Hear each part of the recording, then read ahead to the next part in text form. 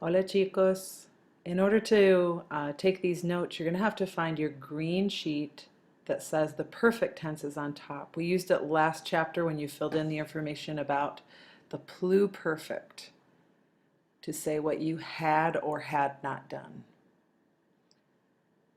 So today we're going to look at el presente perfecto, the present perfect. It's called perfect because it is in the past. And it's called the present perfect because it still has some bearing on the present. So if you say, I have never seen a crocodile up close, the fact that up until this point you haven't seen it, it still has some bearing on the present, yet it starts in the past. So meaning and use. It's used to say what you have or have not done, or what someone else has or has not done. And I have and has highlighted there because in the pluperfect it was had all the way through. I had seen, you had seen, he or she had seen, we had seen, you guys had seen, and they had seen. And so it was very clear when you saw had and then a past participle that it was the pluperfect.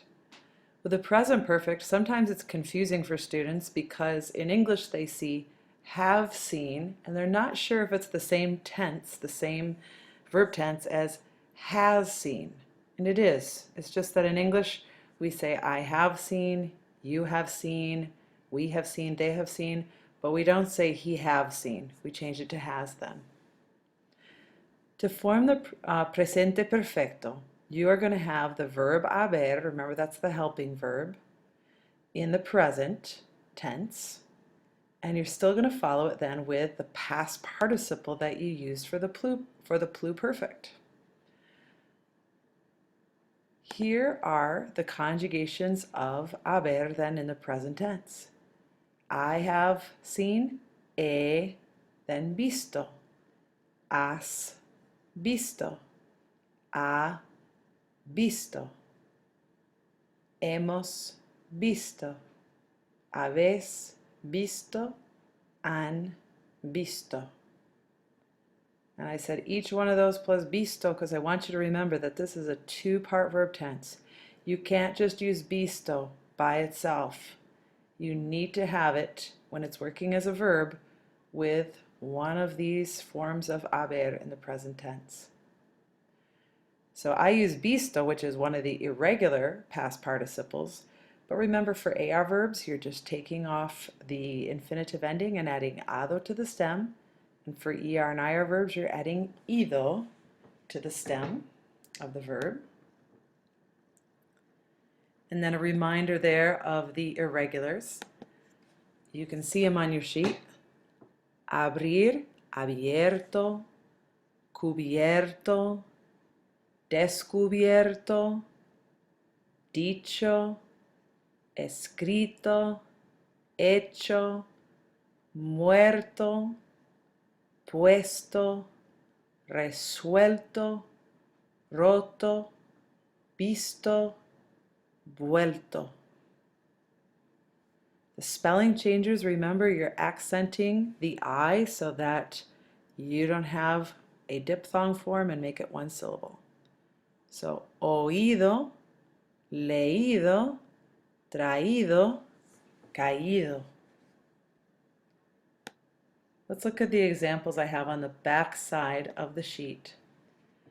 I've never swum with a dolphin before. So I have never swum. There is your present perfect tense. So we need the I have form of haber, and that's a. Since we've never done it, we need to put the nunca before it. Nunca he. Nadar is our infinitive, so we take off the AR. Add ado. Nunca he nadado con un delfín. Y antes, y me gustaría.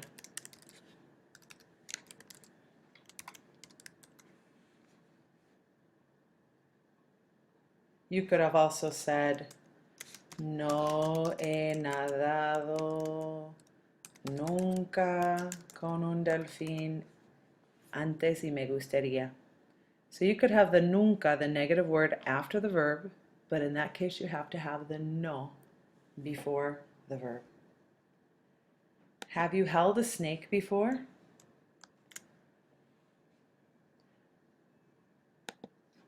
So the have you need the to form of haber, and that's has.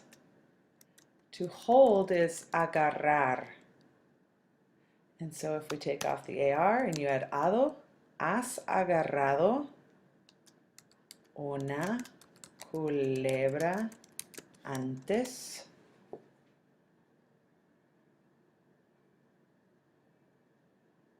He has seen a crocodile up close. Él, we need not not as, but a for he has. Ver is an irregular, so it's visto un cocodrilo de cerca.